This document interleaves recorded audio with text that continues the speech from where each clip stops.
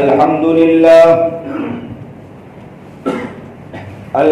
لله نحمده ونستعينه ونستغفره ونؤمن به ونتوكل عليه ونعوذ بالله من شرور أنفسنا ومن سيئات أعمالنا من يهده الله فلا مضل له ومن يضلله فلا هادي له ونشهد أن لا إله إلا الله وحده لا شريك له ونشهد أن سيدنا ومولانا محمدا عبده ورسوله أما بعد فأعوذ بالله من الشيطان الرجيم بسم الله الرحمن الرحيم الحمد لله رب العالمين الرحمن الرحيم مالك يوم الدين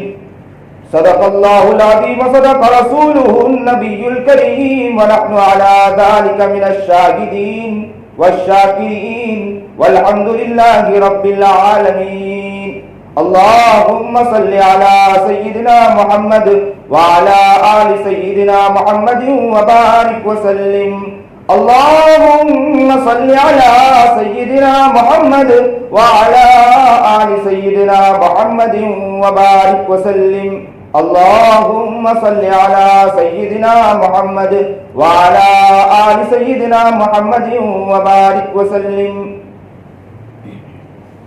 واجب الاحترام قابل تکریم بزرگان محترم، پہلے دن ہم نے قرآن کریم کی تعظیم کو، تلاوت کو سمجھا، اس کے مقام کو سمجھنے کی کوشش کی. دوسرے دن علم کے مقام کو، علم کی حد کو سمجھنے کی کوشش کی اور وحی کو سمجھنے کی کوشش کی. اور تیسرے دن وحی کس طرح نبی کریم جناب سرکار دو عالم صلی اللہ علیہ وسلم پر نازل ہوتی تھی اس کو سمجھنے کی کوشش کی. آج ہم کچھ قرآن کریم سے سوال پوچھیں گے. ہم خود قرآن سے سوال پوچھیں گے کہ آپ کا نام کیا ہے، خود قرآن بتلائیے. تو قرآن سے جب سوال پوچھا گیا کہ تیرا نام کیا ہے تو قرآن نے کہا بل ہوا قرآن مجید. قرآن سے پوچھا تیرا ایڈریس کیا، تیرا پتہ کیا ہے، تو کہا فی لوح محفوظ، میں لوح محفوظ میں تھا. اللہ رب العزت نے سب سے پہلے پورا قرآن کریم کہاں اتارا؟ لوح محفوظ میں اتارا. وہاں سے آسمان دنیا پر اتارا اور آسمان دنیا سے وقتاً فوقتاً ضرورت کے مطابق اللہ کے حکم کے مطابق نبی کریم جناب سرکار دو عالم صلی اللہ علیہ وسلم پر جبرائیل علیہ السلام لے کر آئے. تو پوچھا کہ تیرا پتہ کیا ہے تو قرآن کہتا فی لوح محفوظ، میں لوح محفوظ میں تھا. تجھے لانے والا کون ہے؟ تو قرآن کریم کہتا ہے نزل روح الامین، فرشتہ مجھے لایا ہے. تو کہا کہ تجھے کس نے بنایا، کون ہے؟ تو کہا تنزیل من رب العالمین، اللہ ہی نے مجھے اتارا، اللہ ہی کی طرف سے میں آیا ہوں. تو کہا قرآن کریم سے ہم نے دوسرا سوال پوچھا کہ تجھے کس کی طرف اتارا گیا؟ تو قرآن کریم اس کا جواب دیتا ہے نزل علی محمد وهو الحق، مجھے تو محمد عربی جناب سرکار تو عالم صلی اللہ علیہ وسلم پر اتارا گیا جو حق ہے، سچا ہے. تو قرآن کریم سے ہم پھر سوال پوچھتے ہیں تجھے کس مہینے میں اتارا گیا؟ تو قرآن کریم اس سوال کا جواب دیتا ہے کہ شہر رمضان الذی انزل فیہ القرآن ھدی للناس، کس مہینے میں اتارا گیا؟ رمضان کے مہینے میں اتارا گیا. پوچھا گیا کہ دن اور رات بھی تو بتلا دو. تو قرآن کریم اس کا فوراً جواب دیتا اِنَّا أَنزَلْنَاهُ فِي لَيْلَةِ الْقَدْرِ وَمَا أَدْرَاكَ مَا لَيْلَةُ الْقَدْرِ لَيْلَةُ الْقَدْرِ خَيْرٌ مِّنْ أَلْفِ شَهْرٍ. اتارا گیا رمضان کے مہینے میں تو بلکہ لیلۃ القدر کی رات میں اتارا گیا مجھے، لیلۃ القدر کی رات میں مجھے اتارا گیا. کہا کہ تیری طاقت تو بیان کر کہ تیری طاقت کیا ہے. قرآن کریم سے ہم سوال پوچھتے ہیں، تو اپنی طاقت خود تو بیان کر. تو قرآن کریم جواب دیتا ہے لو انزلنا على جبل لرأيته خاشعا متصدعا من خشیۃ اللہ. میری طاقت تو وہ ہے کہ پہاڑ آسمان و زمین مجھ سے کپ کپا گئی تھی، میری تو وہ طاقت ہے. تو کہا کہ مقصد کیا ہے، اپنا مقصد خود بھی تو پیش کر دے. تو قرآن کریم نے کہا ہدی للمتقین، میں تو متقیوں کے ہدایت کے لیے آئے ہوں، تقوی والے ان کے ہدایت کے لیے آئے ہوں. اللہ ہمیں قبول فرما لیجیے. اب ہم یہ سمجھیں گے کہ قرآن کریم کی شروعات جب ہم کوئی سورت پڑھتے ہیں تو بسم اللہ الرحمن الرحیم، لیکن اس سے پہلے ہم اعوذ باللہ من الشیطان الرجیم. یہاں بہت سے علماء نے کہا کہ بسم اللہ الرحمن الرحیم جز تو ہیں، لیکن اعوذ باللہ من الشیطان الرجیم کے بارے میں یہ کہا کہ اللہ سے پناہ مانگنے کے لیے ہمیں پڑھنا ہے. اسی لیے درمیانہ جب کوئی دوسری سورت شروع ہو، ہم قرآن کریم پڑھتے جا رہے ہیں، دوسری سورت ہو تو وہاں پر اعوذ باللہ پڑھنے کی ضرورت نہیں، صرف بسم اللہ پڑھنے کافی. اللہ کے نام سے شروع کریں. اس لیے حضرت جبرائیل علیہ السلام جب وحی لے کر سب سے پہلے سورت لے کر آئے تو وہاں جب شروعات کی تو ابن عمر رضی اللہ تعالیٰ عنہ فرماتے ہیں کہ بسم اللہ الرحمن الرحیم سے شروع کیا گیا. اور بسم اللہ الرحمن الرحیم کے بارے میں آتا ہے کہ پورے قرآن کریم کا خلاصہ سورہ فاتحہ کے اندر ہے، اور پورے سورہ فاتحہ کا خلاصہ بسم اللہ الرحمن الرحیم کے اندر ہے. صرف بسم اللہ الرحمن الرحیم کے اندر پورے سورہ فاتحہ کا خلاصہ ہے. اور پورے سورہ فاتحہ کے اندر خلاصہ، جب پورے قرآن کریم کا خلاصہ اگر دیکھنا چاہے تو سورہ فاتحہ کے اندر ہے. اسی لیے حضرت جابر رضی اللہ تعالیٰ عنہ فرماتے ہیں کہ جب بسم اللہ الرحمن الرحیم اتارا گیا تو بادل مشرق کی طرف ہٹ گئے، ہوائیں رک گئی اور دریا بالکل ساکن ہو گئے. ایک طرف تھم چکے دریا، اور جانوروں نے کان لگا دیا، یہاں تک کہ آسمان سے شیطان کے اوپر لاوے شعلے پھینکے گئے. اور اللہ رب العزت نے فرمایا میرے عزت و جلال کی قسم، جس شخص نے بھی میرے نام سے جس چیز کے لیے بھی شروعات کی ہے اور اس چیز کے اندر اگر بسم اللہ الرحمن الرحیم سے شروع کرتا ہے، اللہ کہتا ہے میرے عزت و جلال کی قسم میں اس پہ ضرور برکت عطا کر دوں گا. اللہ اکبر کبیرہ. بولیے زور سے اللہ اکبر کبیرہ. اسی لیے بسم اللہ الرحمن الرحیم کے اندر ایک تو اللہ کا نام ذات، اور دوسرا رحمان و رحیم جو دو نام اور وہ بھی صفات. حضرت سیدنا اسماعیل حقی رحمت اللہ علیہ فرماتے ہیں کہ اللہ رب العزت کے 3000 نام ہیں. کتنے نام ہیں؟ 1000 نام اللہ رب العزت نے فرشتوں کو بتائے، اور 1000 اللہ رب العزت نے انبیاء علیہ السلام کو بتائے. تو کتنے ہو گئے؟ 2000 ہو گئے. 300 نام اللہ رب العزت نے تورات میں نازل کیا، 300 نام اللہ رب العزت نے انجیل میں نازل کیا، 300 نام اللہ رب العزت نے زبور میں نازل کیا، اور 99 نام اللہ رب العزت نے قرآن کریم میں نازل کیا. تو کتنے ہو گئے؟ 1999. ایک نام اللہ رب العزت نے اپنے پاس رکھا، اور اللہ رب العزت فرماتے ہیں کہ یاد رکھیں کہ یہ بسم اللہ الرحمن الرحیم وہ ہے کہ جس میں پورے 3000 نام کی صفات اس میں موجود ہیں. اگر کسی نے صرف بسم اللہ الرحمن الرحیم پڑھ لیا، اس نے یاد رکھو کہ اللہ رب العزت کے 3000 نام کے اعتبار سے یاد کر لیا اللہ کو. اللہ اکبر کبیرہ. اسی لیے حضرت عبداللہ ابن عباس رضی اللہ تعالیٰ عنہ فرماتے ہیں بسم اللہ الرحمن الرحیم کے بارے میں کہ اگر استاد اپنے بچے کو، چھوٹے بچے کو یہ پڑھاتا ہے کہ بسم اللہ الرحمن الرحیم، ابھی تو پڑھایا، بچے نے پڑھا نہیں، اس سے پہلے اللہ رب العزت استاد کو بھی، اس کے بچوں کو بھی اور اس کے والدین کے لیے بھی جہنم کے آگ کو حرام کر دیتا ہے۔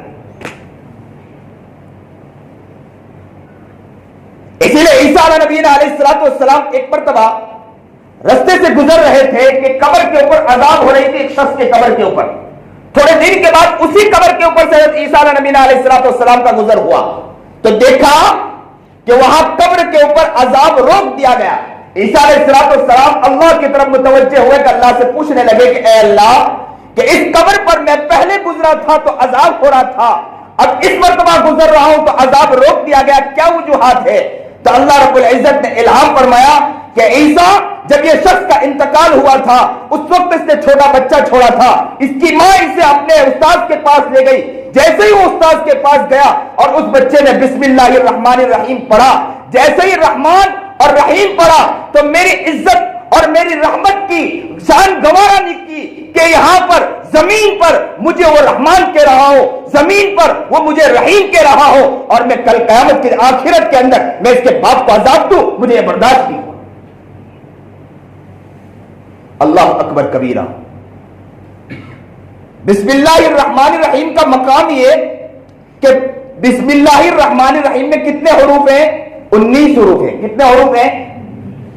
عبداللہ ابن مسعود رضی اللہ تعالیٰ عنہ فرماتے ہیں کہ جہنم کے اوپر بھی فرشتے 19 فرشتے ہیں، اگر کسی نے بسم اللہ الرحمن الرحیم خلوص کے ساتھ پڑھا تو یاد رکھو 19 فرشتے سے محفوظ ہو گیا۔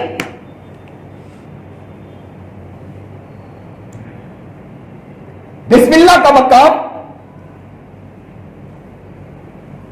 نبی کریم جناب سرکار دو عالم صلی اللہ علیہ وسلم معراج کے موقع پر آسمان سے بھی اوپر چلے گئے، جنت کی سیر کروایا گیا، جبرائیل علیہ السلام ساتھ میں تھے، جنت سیر کروایا گیا، سنیے اور دل کے کانوں سنیے، جنت سیر کروایا گیا، جنت کی طرف دیکھا، نہریں دیکھی، 4 نہریں تھی، 4 نہریں، ایک پانی، قرآن کریم میں اس کا تذکرہ ہے کہ پانی اور شراب طہور، دودھ اور شہد کے ذریعے 4 نہریں بہتی ہیں، 4 نہریں دیکھی۔ جبرائیل علیہ السلام سے سوال پوچھا نبی کریم جناب سرکار دو عالم صلی اللہ علیہ وسلم نے کہ نہر کہاں سے آ رہی ہے؟ تو جبرائیل علیہ السلام نے فرمایا کہ حوض کوثر سے آ رہی ہے، لیکن کس طرح آ رہی مجھے نہیں معلوم، آپ اللہ سے خود دعا مانگ لیجئے، اللہ آپ کو بتلا دیں گے۔ نبی کریم جناب سرکار دو عالم صلی اللہ علیہ وسلم نے اللہ سے دعا کی اور متوجہ ہو گئے اللہ کی طرف اور خوب گڑگڑانے لگے۔ اللہ کی طرف جیسے ہی گڑگڑانے لگے فرشتہ اتر آیا اوپر سے، کون بولا رہا ہے، کون پکار رہا ہے؟ آقائے محمد جناب سرکار دو عالم صلی اللہ علیہ وسلم، پیارے آقا محمد عربی جناب سرکار دو عالم صلی اللہ علیہ وسلم کس کی طرف متوجہ ہے؟ رب کی طرف متوجہ ہے۔ فرشتہ فوراً اتر آیا، محمد آنکھ بند کر لے۔ اللہ کے رسول جناب سرکار دو عالم صلی اللہ علیہ وسلم نے آنکھ بند کیا، آنکھ بند کرنا تھا، فرشتے نے کہا آنکھ کھول دو، آنکھ کھولا تو دیکھا کہ ایک درخت سامنے، اور سامنے دیکھا بہت بڑا قبہ نما ایک جگہ اور قبہ بنا ہوا، اور وہ سفید موتی کا بنا ہوا، اور اس کا دروازہ سونے کا بنا ہوا، بہت بڑا قبہ نما، اور وہ سونے کا دروازے پہ تالا لگا ہوا تھا، اتنا بڑا قبہ نما تھا۔ کہتے ہیں نبی کریم جناب سرکار دو عالم صلی اللہ علیہ وسلم جتنے جنات ہیں اور دنیا میں جتنے لوگ ہیں سب کو اگر اس قبے کے اوپر رکھ دیا جائے تو ایسا لگے جیسے پہاڑ کے اوپر چھوٹا سا پرندہ بیٹھا ہوا ہے، اتنا بڑا قبہ۔ اللہ کے رسول جناب سرکار دو عالم صلی اللہ علیہ وسلم نے دیکھا کہ اس قبے کے پاس سے 4 نہریں بہ رہی ہیں۔ کون سی نہریں بہ رہی؟ 4 نہریں بہ رہی ہیں۔ نبی کریم جناب سرکار دو عالم صلی اللہ علیہ وسلم نے ارادہ کیا وہاں سے جانے کا، تو فرشتے نے کہا کیا آپ شوق نہیں رکھتے اندر جانے کا؟ تو نبی کریم جناب سرکار دو عالم صلی اللہ علیہ وسلم نے فرمایا کہ قبا میں تو دروازہ لگا، اب دروازے میں تالا ہے اور تالے کی چابی میرے پاس نہیں، تو میں کیسے اندر جا سکتا ہوں؟ تو کہا کہ آپ بسم اللہ الرحمن الرحیم پڑھیے، وہ تالا کھل جائے گا۔ نبی کریم جناب سرکار دو عالم صلی اللہ علیہ وسلم قبا کے قریب گئے اور قبا کے دروازے کے پاس کھڑے ہو کر نبی کریم جناب سرکار دو عالم صلی اللہ علیہ وسلم کی زبان سے بسم اللہ الرحمن الرحیم نکلنا تھا کہ وہ تالا کھل گیا۔ جا کر اندر دیکھتے ہیں کہ نہریں بہ رہی تھی۔ کس طرح بہ رہی تھی؟ اللہ کے رسول جناب سرکار دو عالم صلی اللہ علیہ وسلم فرماتے ہیں کہ بسمی کے میم سے پانی کا نہر بہ رہا تھا، اور اللہ کے ہاتھ سے دودھ کی نہر بہ رہی تھی، اور الرحمن کے میم سے شراب طہور کا نہر بہ رہا تھا، اور الرحیم کے میم سے شہد کے نہر بہ رہا تھا۔ یہ چاروں نہریں بہ رہی تھی، اور اللہ کی طرف سے اعلان ہوا، اے محمد اپنے امت سے جا کر کہہ دے کہ اگر امت نے تیری امت اگر اخلاص بغیر ریاکاری کے بسم اللہ الرحمن الرحیم پڑھتا ہے تو اس بسم اللہ الرحمن الرحیم کے پڑھنے کی وجہ سے میرے عزت، میری جلال کی قسم، میں اس کو چاروں نہروں میں بہا دوں گا۔ اسے چاروں نہریں اس کو مل جائیں گی، اللہ اس کو عطا کر دے گا۔ اللہ اکبر کبیرہ۔ تو یہ بسم اللہ الرحمن الرحیم کی شان ہے، بسم اللہ الرحمن الرحیم کی برکتیں ہیں۔ ایک درویش نے خواب میں دیکھا، سنیے اور دل کے، بہت پیارا واقعہ ہے۔ درویش نے خواب میں دیکھا، کیا خواب میں دیکھا؟ خواب میں یہ دیکھا کہ نبی کریم جناب سرکار دو عالم صلی اللہ علیہ وسلم خواب میں تشریف لائے اور کہا کہ درویش جاؤ، وہاں پر ایک کوٹھے میں بشر موجود ہے، بشر کو جا کر کہو کہ اللہ نے تجھے ولیوں کے فہرست میں شامل کر دیا۔ آنکھ کھلی تو سوچنے لگے کہ جو بشر ہے وہ شراب کے اندر دھت رہتا ہے، خوب شراب پیتا ہے اور شراب کا اڈا بھی چلاتا ہے، اور خود بھی شراب کے اندر عیاشی میں پڑا رہتا ہے، اور اللہ کے رسول جناب سرکار دو عالم صلی اللہ علیہ وسلم فرما رہے ہیں کہ تجھے ولی کے فہرست میں بشر کو ولی کے فہرست میں شامل کر دیا۔ اگر میں وہاں جاؤں گا تو لوگ بھی مجھے کہیں گے کہ یہ شراب پینے آ گیا، یہ تو وقت کا ولی ہے۔ تو سوچنے لگے، سوچتے سوچتے پورا دن گزر گیا، رات کو پھر سوئے۔ خواب میں پھر آقا نامدار جناب سرکار دو عالم صلی اللہ علیہ وسلم آئے اور آ کر کہا درویش جاؤ، بشر کو جا کر کہو کہ تجھے وقت کے تجھے ولی کے فہرست میں شامل کر دیا گیا۔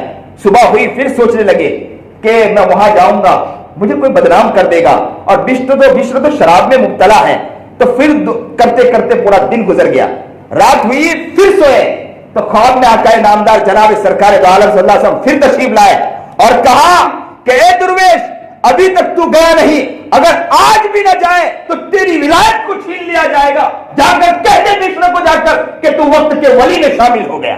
اللہ اکبر کبیرہ۔ درویش گھبرا گئے، صبح جلدی جلدی دوڑے اور وہاں پر وہ شراب کے اڈے پر پہنچے اور وہاں جا کے دروازہ کھٹکھٹایا، اور دروازہ کھٹکھٹانا تھا کہ بشر شراب میں دھت تھا، شراب میں لت پت تھا، جھومتا ہوا، لیکن اللہ والے کو دیکھتے ہی دوڑ پڑا، کہا حضرت آئیے، آپ یہاں تک کیوں آئے؟ دیکھو یہ بھی ایک مقام۔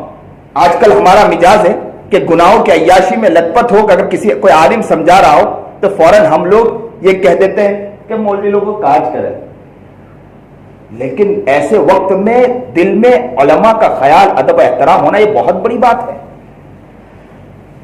یہ لوگ عجب تھے، بشر شراب میں دھت پڑا تھا، مگن تھا، ہوش نہیں تھا، لیکن جیسے ہی دروازہ کھٹکھٹایا گیا درویش کو دیکھ کر کھڑے ہو گئے، بھاگتے ہوئے گئے اور درویش سے کہا کہ حضرت آپ یہاں تک پہنچ گئے، آپ کہتے تو میں آپ کے گھر تک پہنچ جاتا۔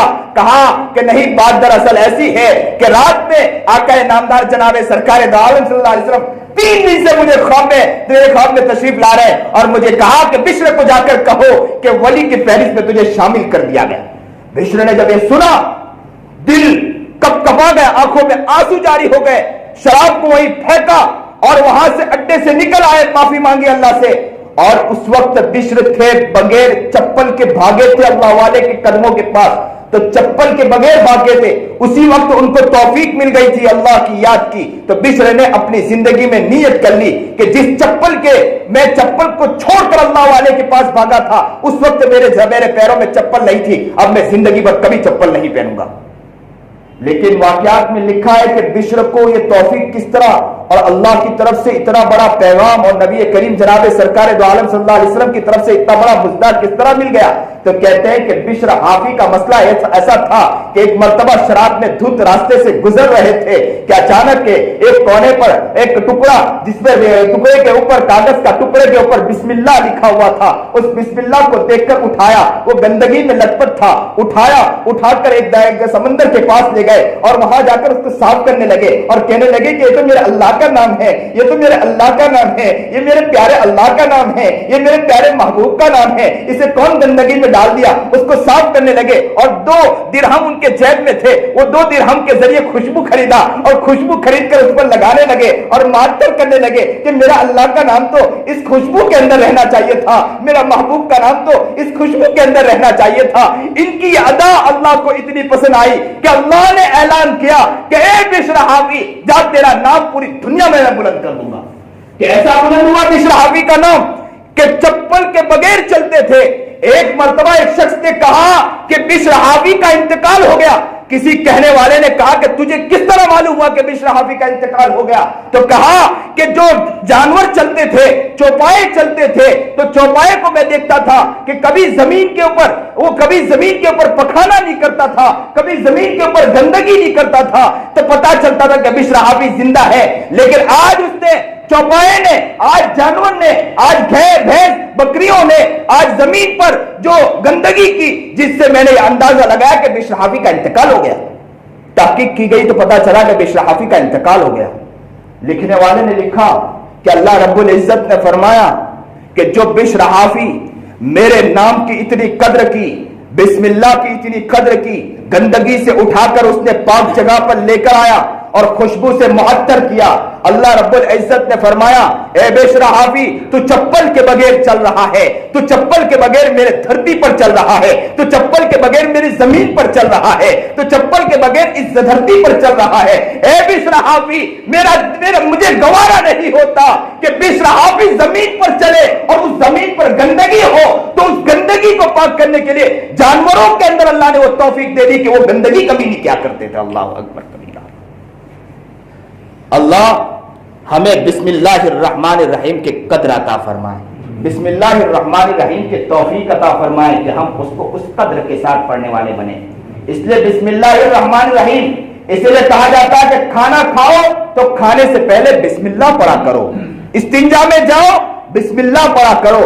ارے بیت الخلاء میں اگر شیطان بھی ہونا وہ تم وہاں سے بھاگتے کہتے ہیں کہ اللہ کا نام لیا گیا, بھاگو یہاں سے.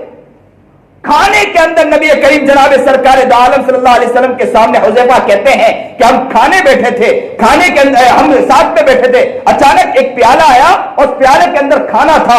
میں بھی بیٹھا تھا کہ نبی کریم جناب سرکار دو عالم صلی اللہ علیہ وسلم شروع کریں گے. یہ بھی ادب ہے کہ جب بڑے بیٹھے ہیں تو بڑے سے شروع کیا جائے, یہ ادب ہے. تو اللہ کے رسول جناب سرکار دو عالم صلی اللہ علیہ وسلم ابھی تک شروع نہیں کیا تھا. حذیفہ کہتے ہیں ہم بھی دیکھ رہے تھے, اچانک ایک بدو آیا تیزی کے ساتھ اور کھانے میں ہاتھ ڈالنے لگا.